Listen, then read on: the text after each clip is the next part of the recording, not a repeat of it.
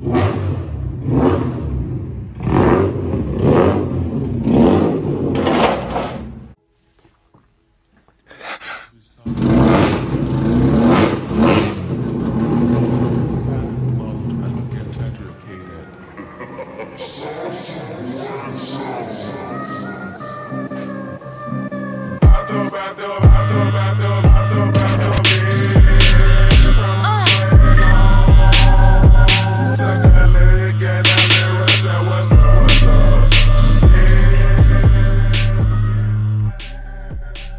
what's up guys, it's probably Overheating here.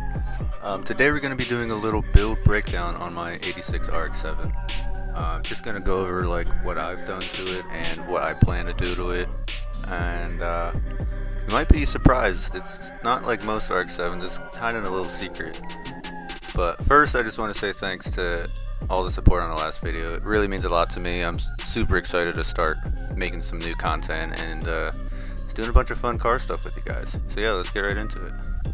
So real quick before we start, how many miles do you think this car has just by looking at it? Before you watch ahead, comment below how many miles you think this or thought this car has, because you might be surprised. So up first is the body kit. As you guys saw, it's a bit banged up.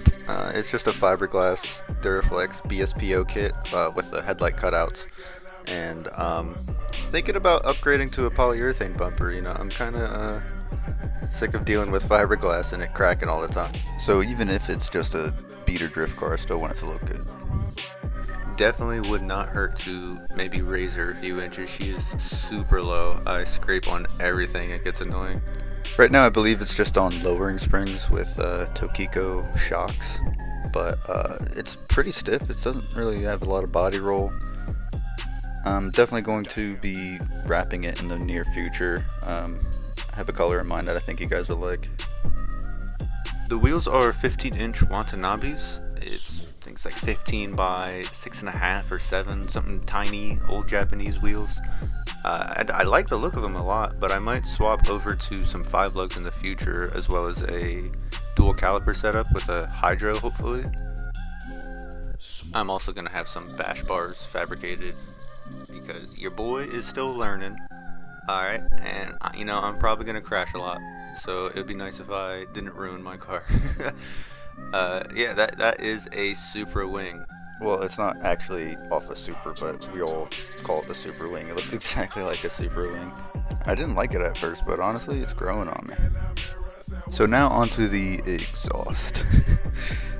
Basically, it's a 13B with no cat, no muffler from the headers back. So, actually, while I was filming this, my new muffler came in today.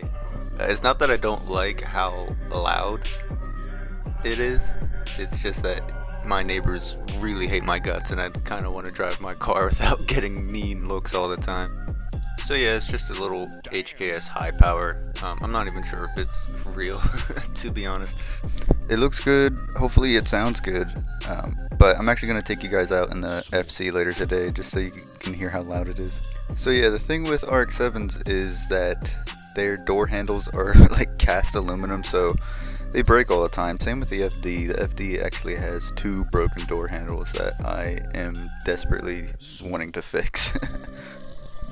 I'm always talking about how reliable rotors are with the proper maintenance and stuff, but I mean, this one really takes the cake. I've never seen one with this many miles, 243,000 miles. And even with that many miles and it coming from the salt belt, it virtually has no rust. I think there's one bad spot on the trunk area, but that's about it. I know in a lot of earlier RX-7s, the odometer actually read the miles incorrectly and showed more miles than there actually were. So, I mean, maybe this is one of those cases. But I mean, even so, this interior for a 30-year-old car with 200,000+ miles is pretty good shape. The rear is gutted because I believe it was an SCCA track car at one point. I don't have any major plans for the interior. Right now it just has the steering wheel, short shifter, and the rear's gutted obviously, but just gonna put in some bucket seats, harness bar, harnesses, just the usual stuff. Motor runs great. It wasn't running that great when I first got it. It was hesitating when on gas and stalling out at idle and stuff, but all that's been fixed. I did plugs, oil change, fuel filter. You guys should have seen the fuel filter on this car. It was disgusting. I've never seen anything like it. It probably hasn't been changed for like 100,000 miles. I don't really have too many crazy plans for this motor. I just want to keep it simple, keep it reliable. I want to be able to just get in, turn the key, and go without having to worry about anything. I have a Haltech Sprint RE I'm going to be hooking up, and also probably going to be putting on some independent throttle bodies.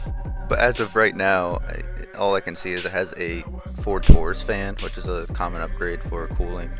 It has a power steering and AC delete, and I'm pretty sure that's about it.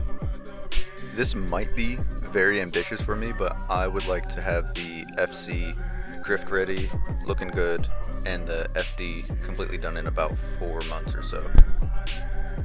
But yeah, we'll see. It's not easy owning 2 rotaries at the same time. It's very expensive, but stay tuned, and you get to see the progress on the way. This car's going to go through a huge transformation, and I'm excited to share it with you guys. So yeah, that's pretty much it. Just wanted to show you guys my new RX-7, some of my future plans with it. Now, do y'all want to hear what this thing sounds like?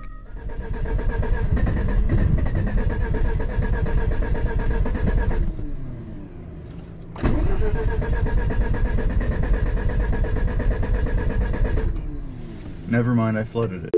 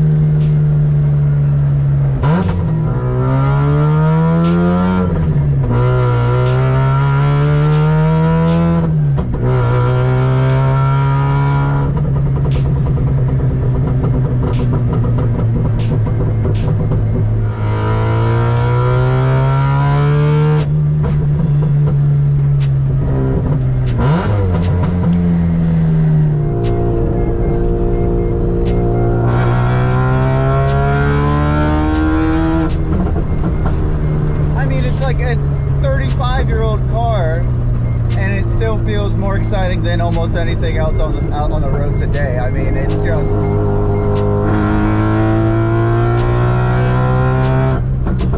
nothing beats that. It's just such a amazing sound. Oh my gosh.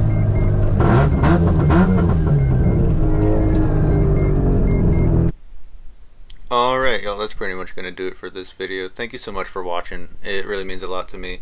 Consider subscribing if this is the kind of content you want to see, and let me know down in the comments what kind of videos you want to see me make. I'm really open to anything. I have a few big plans for the future that I'm really excited to start working on. Next video I'm going to be doing a build breakdown of my 94 RX-7.